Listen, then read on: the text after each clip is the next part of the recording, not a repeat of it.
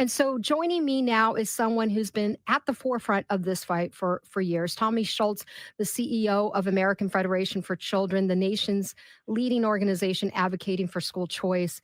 Tommy, thanks for coming and joining me on my show. And before I get to the poll, because I did mention about a poll that you did, um, I want to ask you, give me the landscape here. How many states have already have some sort of state level tax credit scholarship program?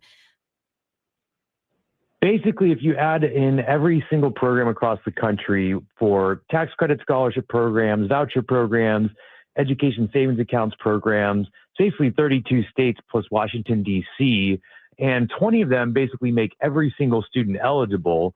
But what's actually really fascinating and exciting about all of this is that this summer, President Trump signed into law as part of the One Big Beautiful Bill, a school choice program that essentially makes every single state eligible in 2027 if their governor opts in. So everybody should be calling their governor's office saying, we need to opt in to this federal tax credit program, because that will potentially create billions and billions of dollars that can be going to scholarship groups locally that can help fund students where they want to go, whether that's private school or charter school, homeschool, you name it. Yeah.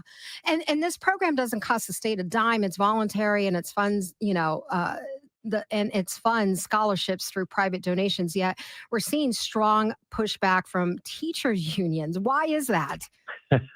Well, because they really control every aspect of our K through 12 district schooling system, and they want to make sure they control every dollar in that schooling system. It's why you saw in the reaction to COVID that they shut down schools in some places for upwards of 2 years, because they use that as leverage to get $190 billion in more federal taxpayer funding for our K through 12 schools.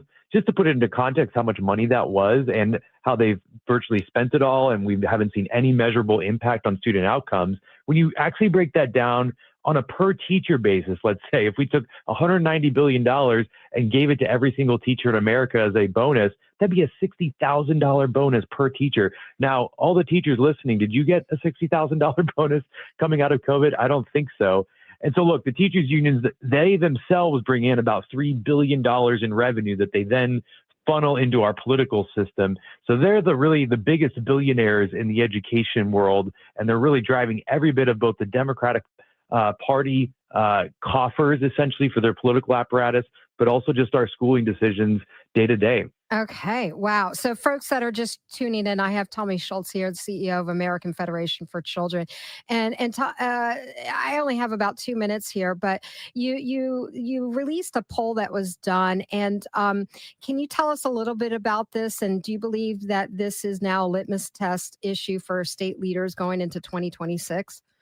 Oh, absolutely. I mean, when you see our poll that shows 73% of Americans support school choice, and only 20% of Americans say that they will vote for an anti-school choice candidate, we've just had a sea change on this issue. And this is, of course, coming on the heels of, as we mentioned earlier, the national tax credit scholarship opportunity that can fuel school choice in 50 states. It's also coming off of the awful Nation's Report Card results that we just got a couple of weeks ago, showing that our high school seniors are performing at the lowest levels ever. The first time we started measuring this test in 1992, our current high school seniors are about, on average, 1 year behind the high school seniors in terms of proficiency in 1992.